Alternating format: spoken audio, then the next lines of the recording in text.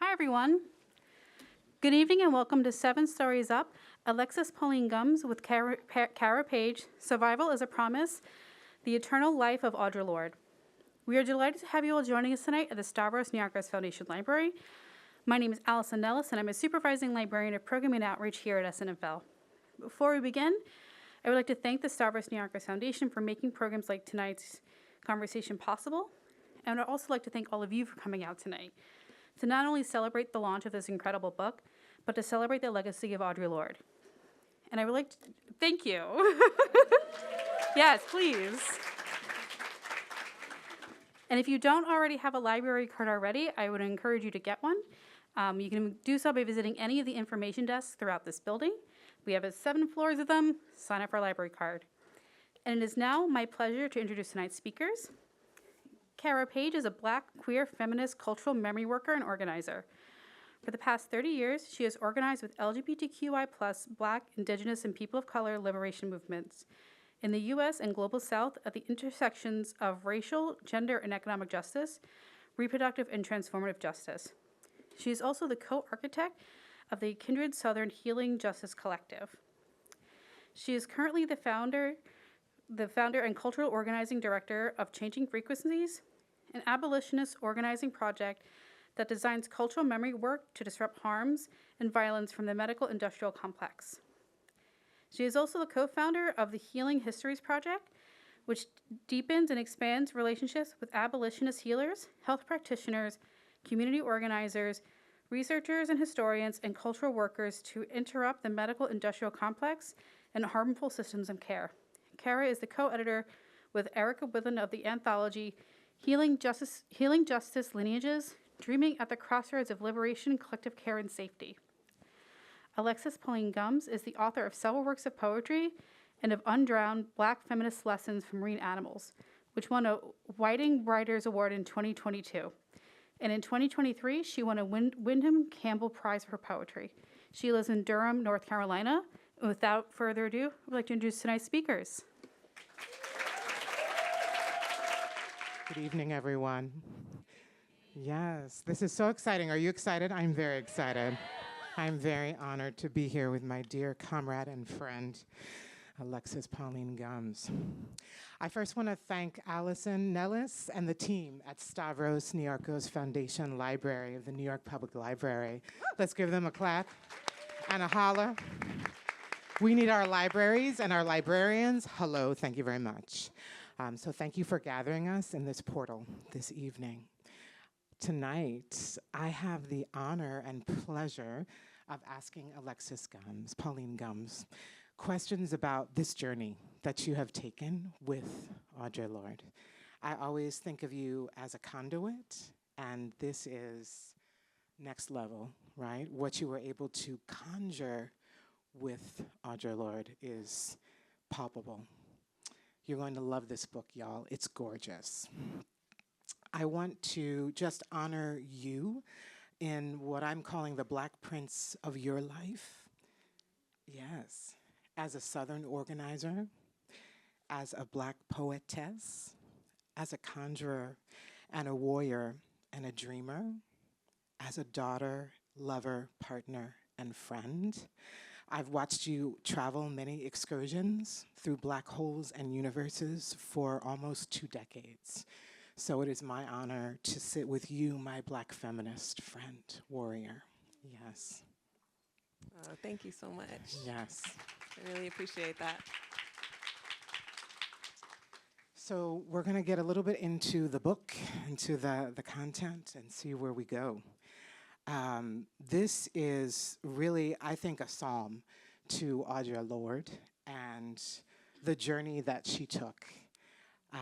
First, the way you express her childhood as a daughter, as a rabble-rouser, and an indignant, right, Black poetess to be child who was already getting published by 17 magazine in the 1930s. Like, can we just pause for a second? Trust the only Black person in that 17 magazine in the 1930s. And they didn't publish a picture of her until like the 3rd time, Clear. so a secretly black poet in Thank you. in 17 magazine. That's right. Incognito, we call that. That's right. Hello. You travel through all her lovers and her crushes. Not all. Well, a few. Sorry. Be- Let's be clear. be Yeah, a you're longer right. book, My yeah. bad. Oh, yeah, that's very true. Let's say some very poignant ones. And some very poignant spirit guides, which we're going to talk a little bit about tonight. So my first question to you, my friend, is as you wrote this book and you took this journey with Audre Lorde, how has it changed you? Wow. So first of all, thank you for everything that you just said. Thank you for witnessing and accompanying me for these decades. I'm so grateful for you. Ever since the days of conference calls, like the pre-Zoom world. And Cara Page would lead us in a body scan at the beginning of a conference. It was the only conference call that I ever was on, where the kindred conference calls, where I would actually feel like renewed and not drained afterwards. So that's just one small example, but I just really appreciate you, and I see you so much as, for sure, in the legacy of Audre Lorde, as you know, but also as a bridge. You know, I think of you, I mean, I write about you in the acknowledgments, you know, as one of those folks who is in that generation between. And so it's like you have a hand with Audre, and then to have a hand here with me, it's a huge, huge gift to have you in my life. So thank you for saying yes to this. Thank you for just being who you are. Hi, Cassandra. Hi, thanks for coming. I'm the amazing, another person who actually met Audre Lorde, who's here. I'm so honored to be with y'all. Hey, Donna. Okay, so instead of just saying hello to all of you, I will say Audre Lorde has been blessing me since I was 14 years old. And so when you say, how has the journey changed me, I don't know how to even think about myself without the impact that Audre Lorde has had on me and is still having on me. So she's been changing me this whole time. But I think what I first saw in her poetry was just this expansiveness, these layers, not being afraid to have contradictions and tension and energy in her poetry. And I felt like there was an invitation for me to be curious about myself, to wonder about myself, to have this moment where, do you all feel this with Audre Lorde's poetry, where it's like, I thought I knew who I was, but suddenly more is possible.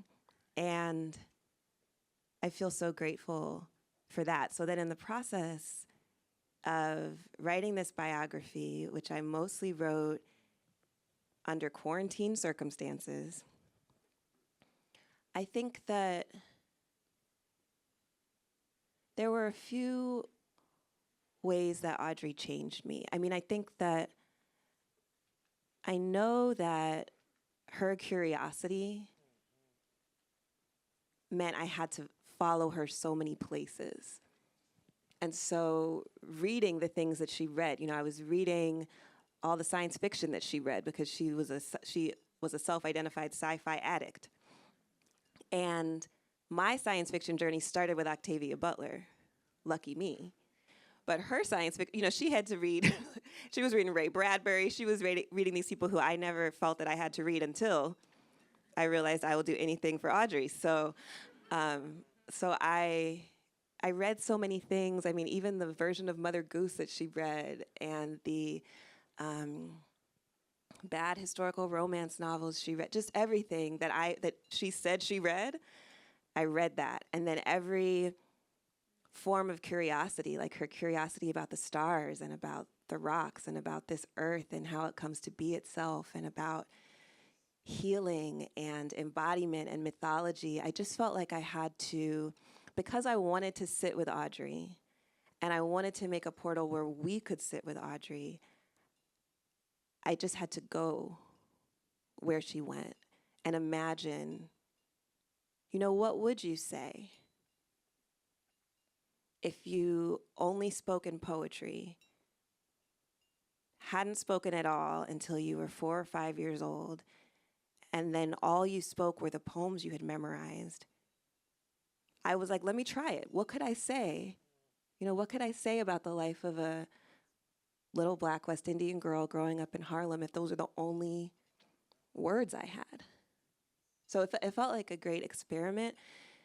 There was a focus and a constriction to it, but then there's this huge expansion inside of it. I know that I love myself more after the process of writing this book. I know that my heart is bigger. I know that my compassion is deeper. I realized that there's no separation. Like, I can only be as compassionate with Audre Lorde as I can be with myself, and vice versa. And I can't be more compassionate with her than I can be with any of you. And it's a challenge to be really compassionate. It's a challenge to be compassionate, especially with myself. I don't think I knew how much self-judgment I had until I realized it was in my way of actually being able to fully give her space. And so I was like, well, I have to let that go. Yeah, I think I'll be realizing how I've been changed for a long time, but I appreciate that question as a place to start. Beautiful. And I do appreciate, I was reading Ray Bradbury as well. So that's wild in terms of what you find, what you need to find yourself, or you insert yourself into the cosmos and hope it works out.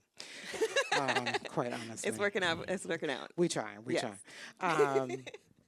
You powerfully give us New York, right? Like what New York is in both the global and the very dynamic local sense, starting from when her family migrates here, and the arc of that, her life here. Of course, yes, she does travel to Germany and of course to the Caribbean. But New York is so central, right, to her DNA and to her cosmos, right? You speak to so many cosmologies of her life. And so I wanted to ask you if you could speak a little bit to how sitting with her sort of original materials that, spoiler alert, there's some amazing things that Alexis had access to, right? In the archives of Audre Lorde at Spelman. But there are many places you journeyed to touch her stories, her history, her biomythography. Could you talk a little bit about where that journey took you and what you experienced working with the raw materials of her legacy? Yeah, I write about it a little bit in the biography itself, but another huge gift is that the bulk of Audre Lorde's archival papers are in Atlanta, Georgia, at Spelman College. I grew up in Atlanta, and so to be able to actually go stay in my mom's house and just be for weeks at a time in that archive back when I was in graduate school was huge.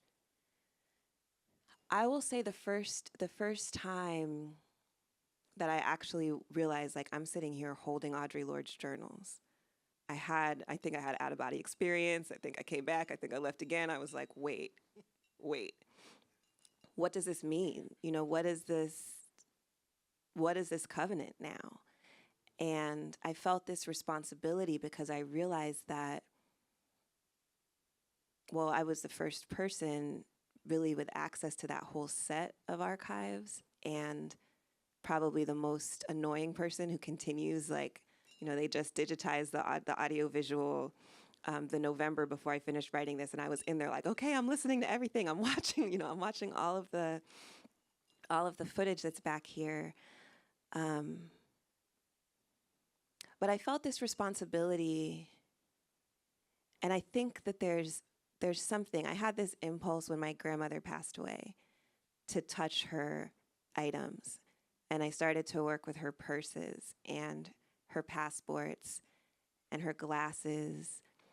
And I really felt like that could help me keep listening to her. And my experience is that that was true, that that has been the case. And so when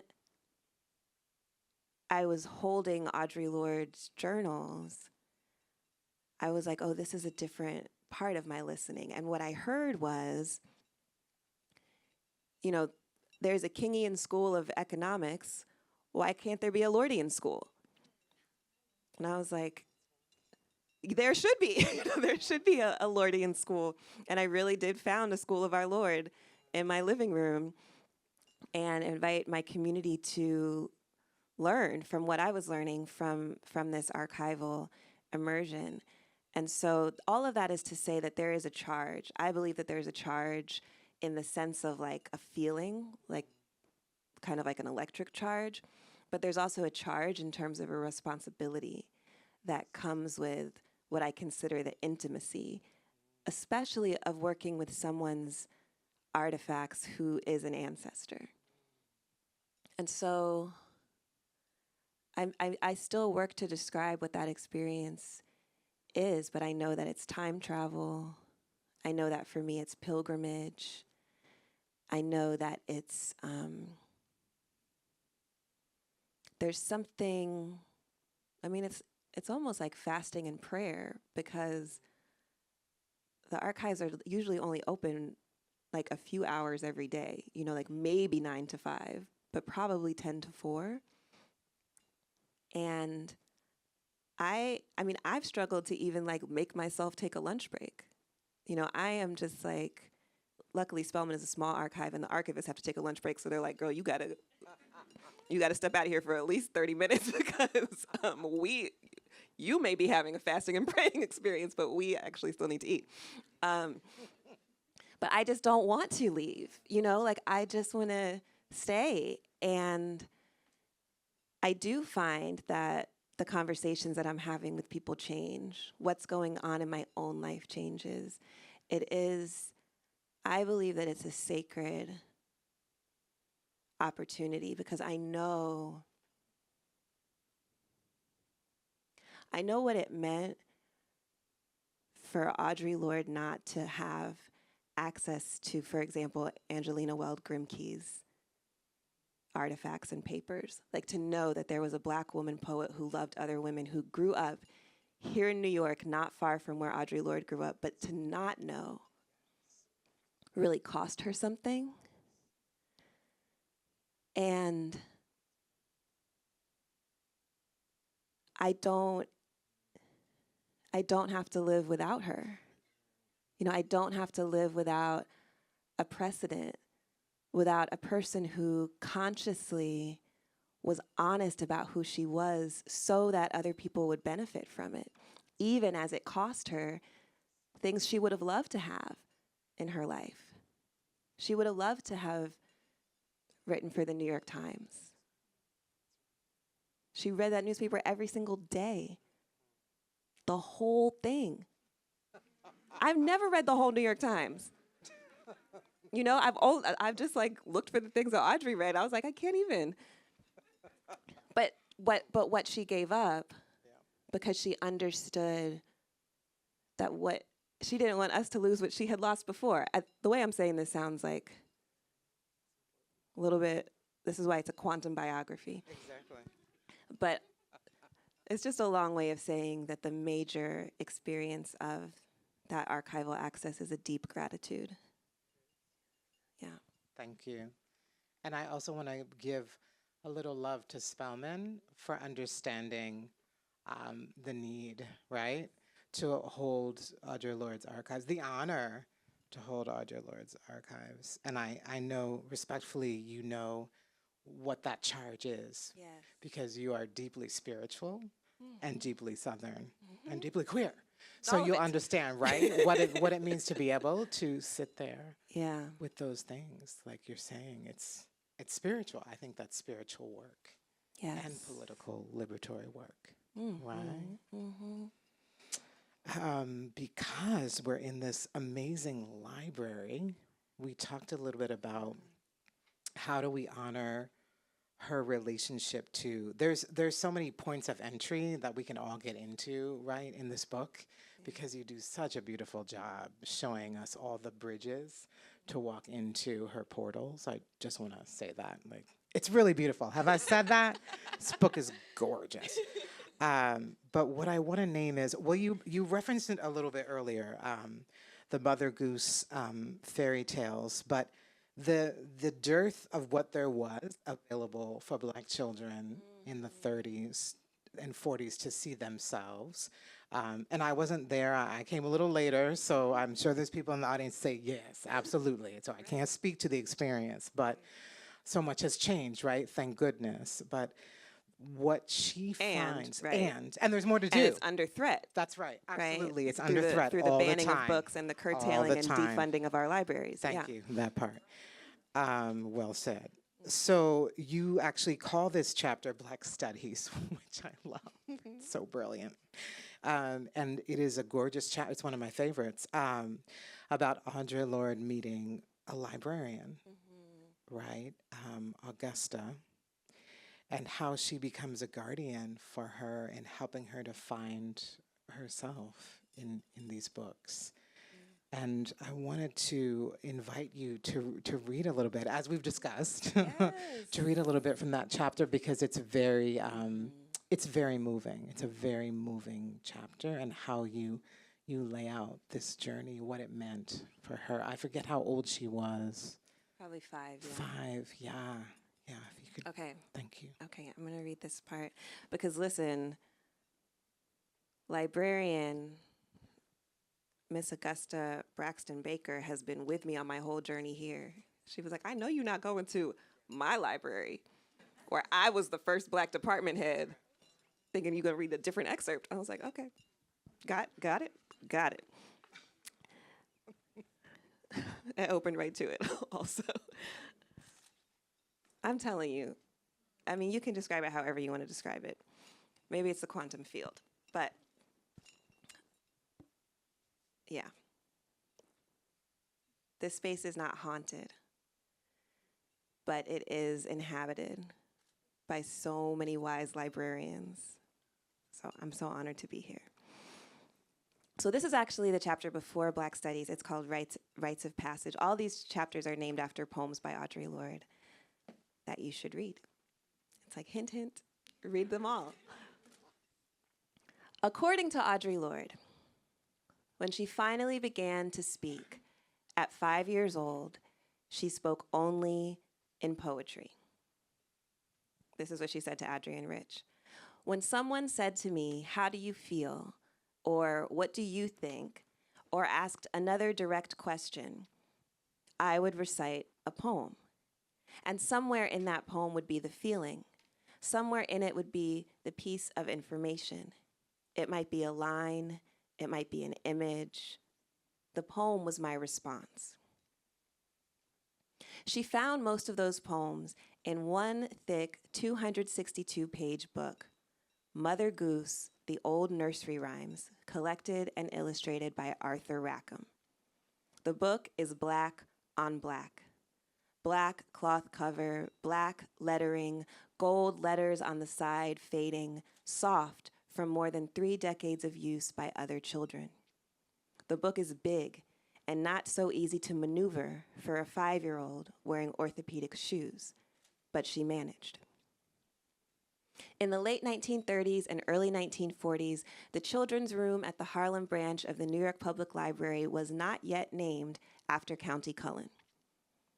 Arturo Schomburg's foundational collection of African and African American historical artifacts had not yet influenced the children's room acquisitions department. But the New York, I was reading the annual reports of this library, y'all. I just have to tell you, I just had to know. I was like, what did they have? And then I was like, But the New York Public Library's Central Children's Room downtown had plenty of books illustrated by the British artist, including a major gift of first editions by an anonymous donor upon Rackham's death in 1939. And as usual, the Harlem branch got the well-used, demoted books that the Central Children's Room no longer needed. Audre remembers that the children's room in Harlem had, quote, the oldest books in the worst condition. And Harlem Renaissance notwithstanding, it would be many years before racially relevant children's book would be available to the children of Harlem via the library. But what the 135th Street branch did have was a devoted Black librarian. Little Audre was screaming, kicking, pounding the floor, and thoroughly embarrassing her older sisters at Library Club the day she met Augusta Baker, the children's librarian with the hooded eyes. According to an interview, Audre's mother picked her up by her ears to punish her for the echoing disruption. She did not ask, "What do you think? How do you feel?" But just then, Augusta Braxton Baker walked over and looked Audre in the face. She said, "Would you like me to read you a story?" Then, Augusta, granddaughter of a powerful South Carolina storyteller, opened her mouth and took Audre into another world. In Zami, Baker not only rescues little Audre from her tantrum and her mother's punishment, she sparks a double miracle. First, she invites one of Audre's first coherent phrases, "I want to read." This assertion provokes a second miracle. The supposedly unaffectionate Linda Belmar Lorde, Audre's mom, bends down and embraces Audre and kisses her right there in the library, overjoyed at her sudden ability to speak. In interviews, Audre doesn't mention Baker inspiring some of her first words or her mother being publicly affectionate in the library. So the scene in Zami may represent more of her wish than her memory of that day. But it supports the idea that from Audre's perspective, meeting Augusta Baker was a formative blessing, forever linked to how books would take her where she wanted to go. I say a lot about the difference between Zami and Audre Lorde's actual life story here. Maybe I will skip ahead. You can ask me about that, though, because I have things to say. But I will say Augusta Baker had such a major impact on her that Audre remembered the librarian for the rest of her days. She credited her with the fact that she could read before she started school, and also with her later decision to go to graduate school for library science and become a librarian. Or, as Audre wrote, "If that was the only good deed that lady ever did in her life, may she rest in peace, because that deed saved my life." Augusta Baker was new at the library when Audre was a young child. She had applied for the job 3 times. She had not given up when the library director discarded her application twice. During her time at the library, Augusta Baker would build the most impressive collection of children's literature for young Black readers in the nation, now known as the James Weldon Johnson Reference Collection. By the 1970s, the collection included children's literature by Lucille Clifton, June Jordan, and many others. She would rise in the ranks to become coordinator of children's services, the first Black department head in the New York Public Library system. Eventually, she compiled her own collection of children's stories, indexes of books for Black children, and guidebooks on relevant librarianship and storytelling. Yes, I read them all. I'm like, maybe I should write a biography of Augusta Baker. Augusta Baker shaped the field of children's literature as a whole when she became chair of the committees that awarded the Newbery and Caldecott medals and president of the Children's Division of the American Library Association. Augusta Baker's care and attention is part of what led young Audre to cherish and partially memorize that Mother Goose book. Baker believed that, quote, Mother Goose should keep company with Shakespeare. And she may not have known that she was nurturing a future New York State Poet Laureate, But her philosophy was that, quote, poetry is essential to the full development of the child. Coming out of a storytelling tradition, she taught that poems should be, quote again, if possible, recited from memory and not read. In her interactive library club, Augusta encouraged the children of Harlem to raise their voices and be heard, not only seen. She must have been the one who asked children direct questions like, what do you think? How do you feel? It is never too soon to speak poetry to a child, Augusta Baker would say to her colleagues. And so she spoke poetry to little Audre, and Audre spoke back. I'm going to stop there. Thank you. That was beautiful. Yes. It's like there was not enough time. I do. Yeah, that was very beautiful.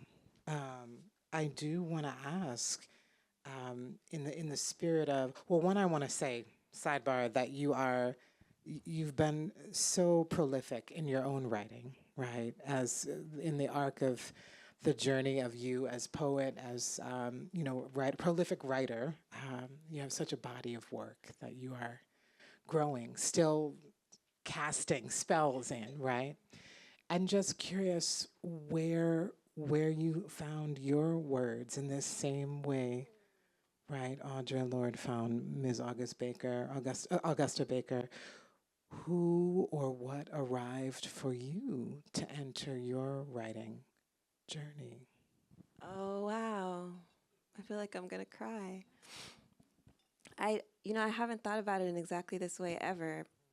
I mean, I know this, but reading that and Augusta Baker being like, we're going to memorize these poems and poetry is crucial to the development of a child.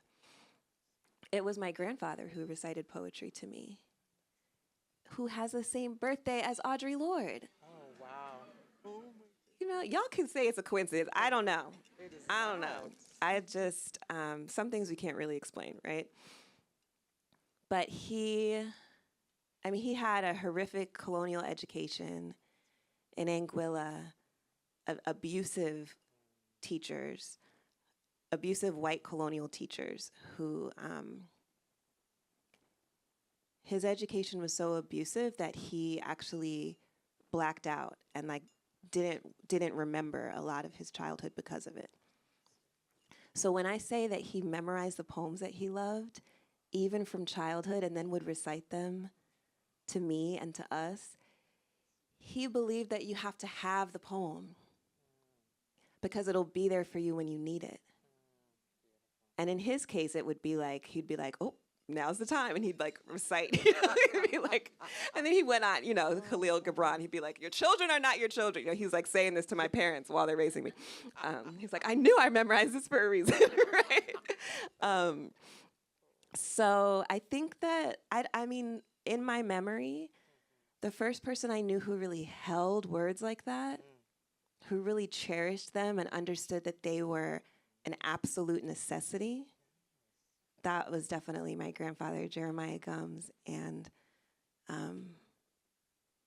I do seek to honor that. I do seek my standard for myself in writing that I'm going to share with other people, which is not all the writing. A lot of the writing is just to share with myself. But if I'm going to share it with you, I would want it to be worthy of you holding it. Not like you should memorize it. I'm not assigning that to anyone here. But that if you hold it within you, it could be there for you in a particular way. And I think that's different than just trying to prove my point or, even, there's certain methodologies that are like the word is the weapon and you're trying to, I just want it to be able to live with you.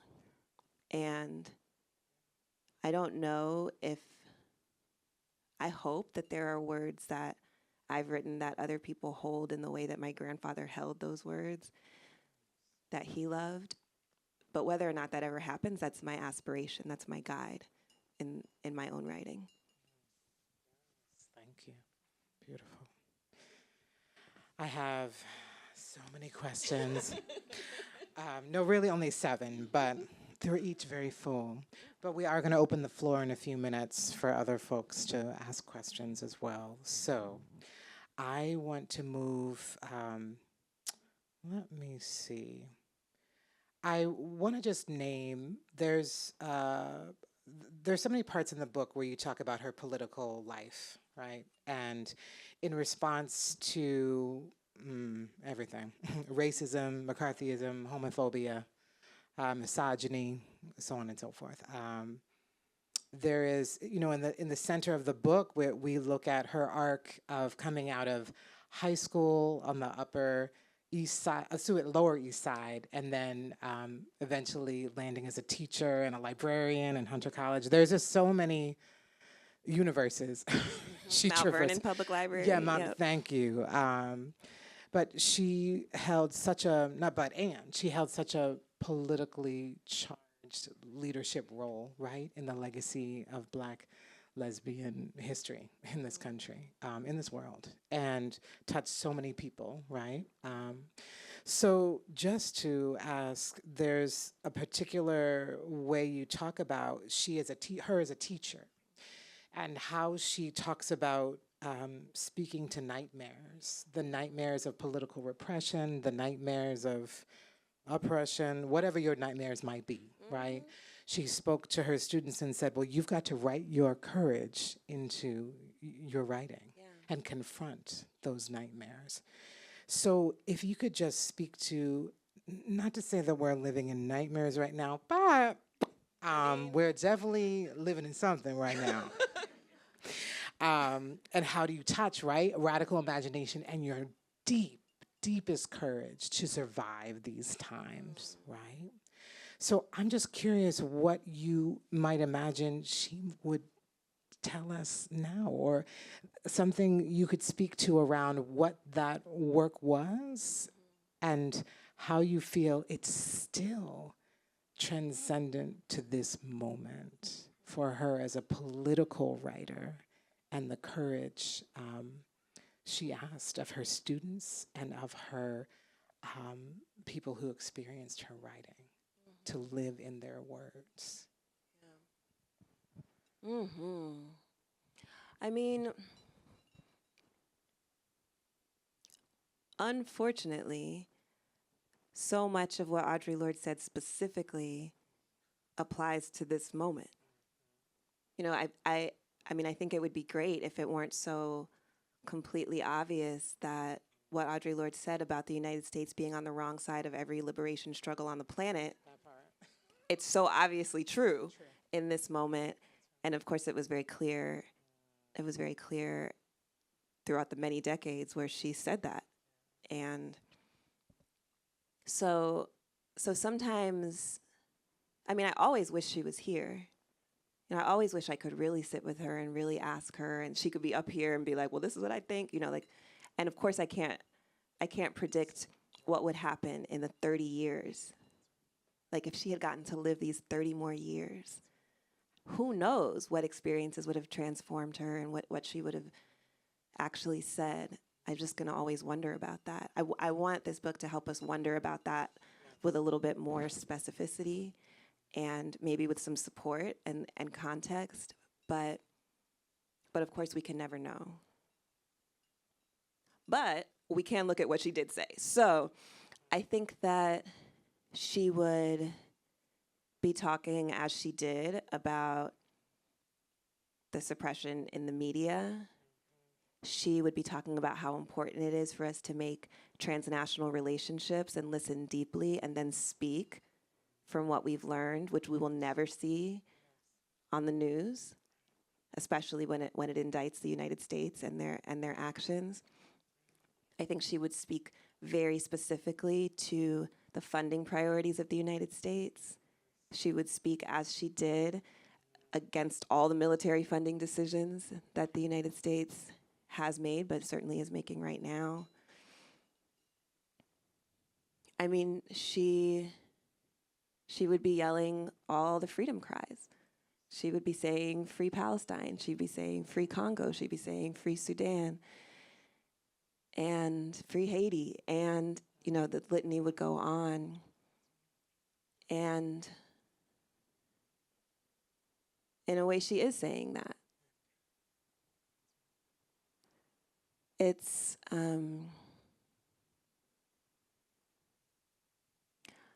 I also, a major reason why I had to study so much science for this book is because I also know that Audre Lorde was talking about climate crisis for decades and decades and decades and decades. And she eventually was speaking as a hurricane survivor about what this planet is communicating, about what she called our covenant. Like what it means and what it takes and what our responsibility it is to be a part of this planet. And I really wish that more people had been listening then. But what I really want to lift up is that Audre Lorde said over and over again that this is our primary relationship. Our primary relationship is with Earth, and that's why she was obsessed with geology. She was like, this is a planet that's changing. This planet isn't just some surface where we act out our dramas and oppress each other. We are a part of this changing planet. And her poetry is teaching us to know that and to feel that viscerally. And it's important to me that it's not just where you get the beautiful imagery, you know, like nature as metaphor. She's not recolonizing nature in order to use it for something in her poetry. She's surrendering to this process of creation that she believes we're still involved with as this planet. And that's a huge responsibility. And I will say that I feel like part of what my listening to Audre is about is I do think she would clarify. You know, I think she would clarify that she didn't come here to only be remembered, you know, with these little quotes from her prose, first of all, because her poetry was more important to her. So she would be like, read the poems. That's why I keep saying read the poems. It's great that you quote the essays, but read the poems. And that really that we skipped the hardest part. That's the most urgent, important part. That is actually what our survival depends on. You know, that of course, yes, speak your truth. Of course, yes, there's a creative power of difference that we're all involved in together. Absolutely celebrate the multiplicity of who we are.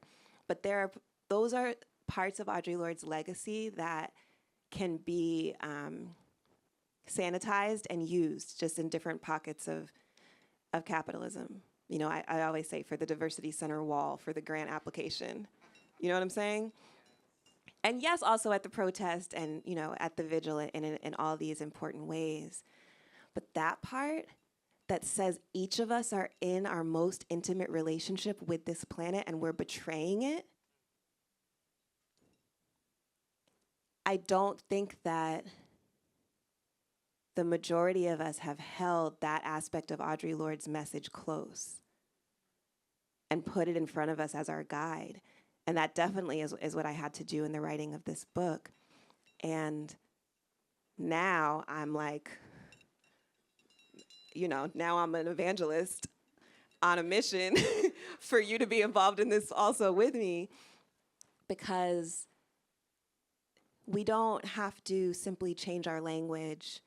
We don't have to simply like be politically correct with each other. We have to fundamentally shift our whole relationship with what it means to be life forms that are part of a larger life form that is this planet. And that's not something that anyone can do as an individual. When Audre Lorde said we do not survive as individuals, this is what she was talking about. So I think that she would have a whole beautiful sermon about that if she was here today. And I'm doing my best, but I just wish she was here to say it. And I think that that's what's at stake in everything, in all of these struggles. It's an ecological betrayal, and the question is whether we're committed to survival, which is a promise, or whether we are going to pretend that we're powerless, fully abdicate our power, and give up on our survival. I would say that because Audre Lorde was so intentional about thinking about those of us who she might never even meet, like me and everybody younger than me, that she very actively gave up things she wanted in her life so that there would be more space for those of us to come. I think that if there are people in this room who want to honor Audre Lorde or who feel grateful to Audre Lorde like I do, we can't give up on the possibility of survival because we have to think about the people who we may never meet. We have to reclaim at least a 7-generation perspective on our decisions. And it's hard to imagine when, we feel like the world is ending around us and all the movies are about apocalypse, and I myself already wrote a book with the subtitle After the End of the World. All of those things. We're all part of that. But I think that I know I benefited from what Audre Lorde meant when she wrote in the margins of one of her essays, I love the word survival. To me, it sounds like a promise, but it makes me wonder, what is the shape of my impact upon this earth? I know that the decisions she made behind that have benefited me. And so then we also have to think about, what is the shape of our impact upon this earth? I got a little carried away. I didn't know I was going to say so many words, but I loved it. That was my plan. But I mean it, though. I did. Yes. I just want to say I love you so much. I love you so much. And I do want to move to open the floor. I love that was beautiful what you said, and we don't have enough time to speak to all the parts of this book. As her as a cancer survivor, her raising her kids, like there's so many elements. So I just want to name, just read it because you have really done her justice. And as someone who attended and helped to organize the Audre Lorde Sella Conference, and there's some people in the room, I'm sure you were there at the Audre Lorde Sella Conference, maybe a few, or helped. 1990 in Boston, there's a whole chapter on it. There's a whole chapter. I was very nostalgic. There's a beautiful video. Jennifer Abbott made a beautiful film, and I didn't even know you were there until I was watching the film, and I was like, Cara Page!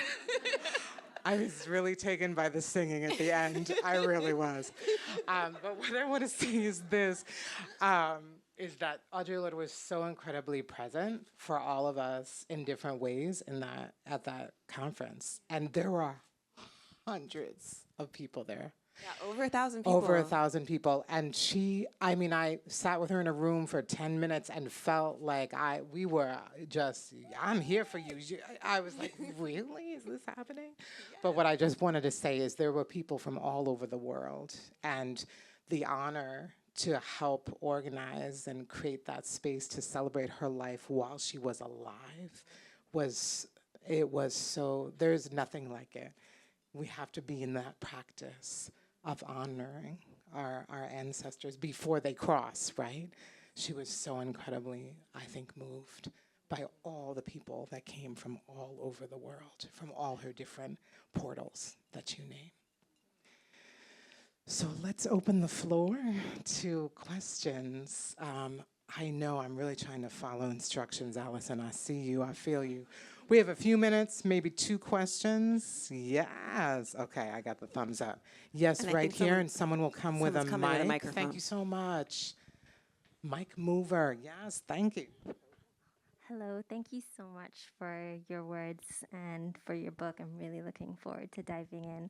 So, I'm thinking about Audre Lorde's highlighting of difference as an important unit of critical analysis and was curious in immersing yourself in the archive if there are different feminist litanies and lessons of survival for women and Caribbean people in the Caribbean that she may have raised, especially considering that as a Caribbean person myself, we contribute the least to environmental degradation, but are at the front line of climate disaster.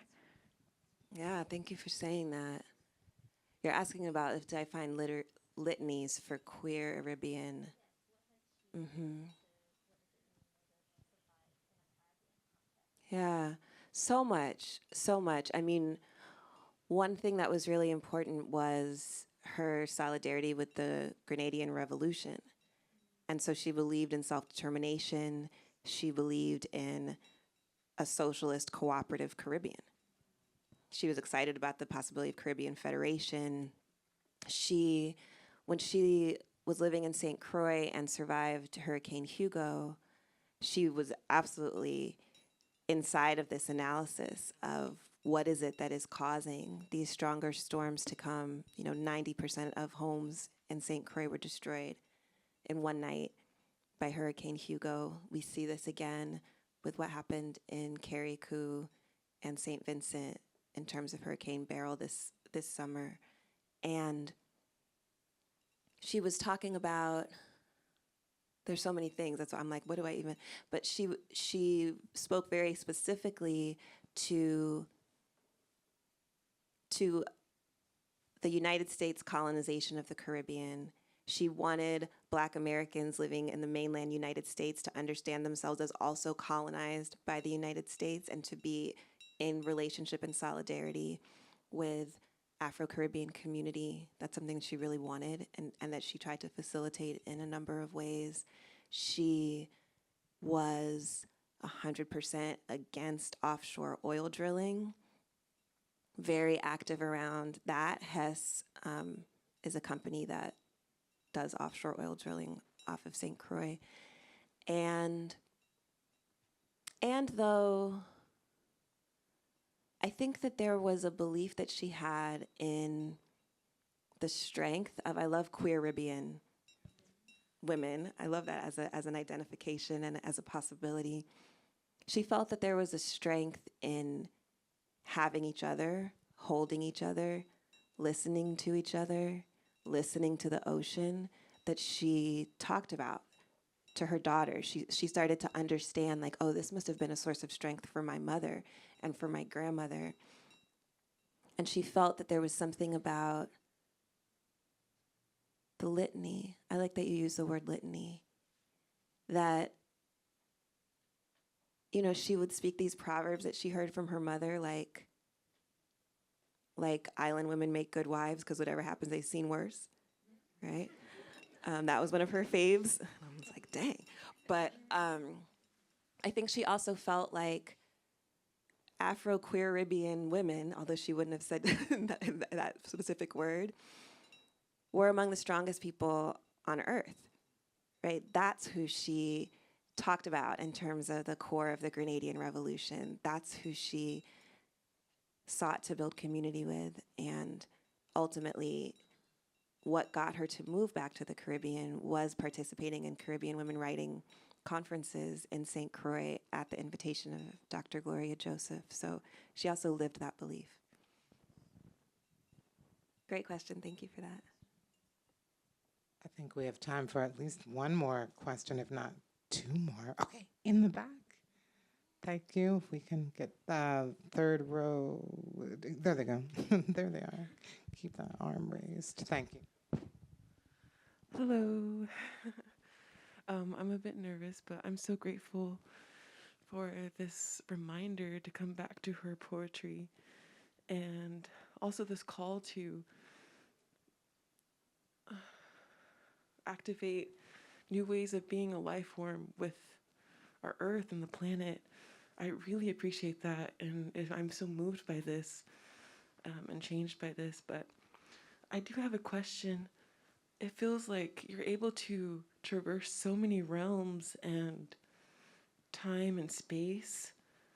How do you go about being in this space at this moment right now, while also like being in so many other realms at the same time? How do you stay grounded in the current moment? How do you come back to yourself? Yeah, a multi-dimensional quantum experience, you know? That's it. Do I? This is something I'm actively trying to figure out. So I love that question. Thank you for what you shared. I think what's grounding for me, I'm a person who grounds in my breathing. And that was like an audible breath. So that's really the way. It really is remembering my own breathing is what brings me into this present moment. It's also the love that's here. You know, Audre Lorde said it was the love of women that saved my life. And she understood for herself, she understood that she outlived her prognosis that her oncologist here in New York gave her by like 12 years. She felt that it was the love that kept her present. And I feel like it's the love that keeps me present, which is why I'm almost distracted. I'm like, oh, hey, people, hey, person I love, hey, person I love. But that's also real. And sometimes I'm very specific about that. Like I'll be dedicating, and I'm grounded in that dedication. Today, Augusta Baker really grounded me in this space. I just feel like she was here. You know, as I traveled here, she was just like, do you understand what it means for you to say those words that you wrote, to say it in the library? And I don't really know what it was like for her to navigate the New York Public Library system from the late 1930s up through the end of her career, which was in the later 1980s, you know? But I think that's what grounds me, is understanding that presence isn't small, presence isn't scarce. Being present in this moment, because I'm breathing, it means that so many who are not embodied anymore can also be present. It means that so many possibilities could be present. And it's a really sacred thing, because this is our moment that we're present. I mean, even if we all committed to come back here tomorrow, I know half of us would not even be able to be here. I will not even be in this state tomorrow. But if we all committed to come back tomorrow, we still wouldn't even be the same people we are right now. Right? So understanding that in its specificity, it's just a huge deal that I get to be in this moment. And that's the same thing, whether I'm having a moment like just with a tree in my yard, you know, or if I'm having a moment just with one other person or a small ant, you know, like this is the dignity, this is the sacredness of our existence, that it is fleeting and it's connected to everything.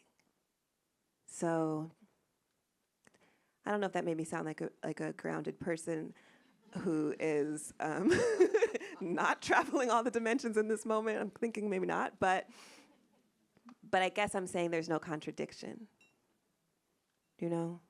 So also maybe speak with an astrologer. I don't have very many earth signs. So I think it's my job to kind of be here. But I hear what you're saying about the balance, and about it still is important to be grounded. And I think it's my relationships that keep me not just floating off into oblivion. Yeah, thank you for that question. I think we are now moving to the part of the program where you sign your beautiful, powerful book. Thank you so much for being here with us. Thank you. Yes, we love you. You are so amazing at this. You're amazing. Yes, can y'all even clap louder? Because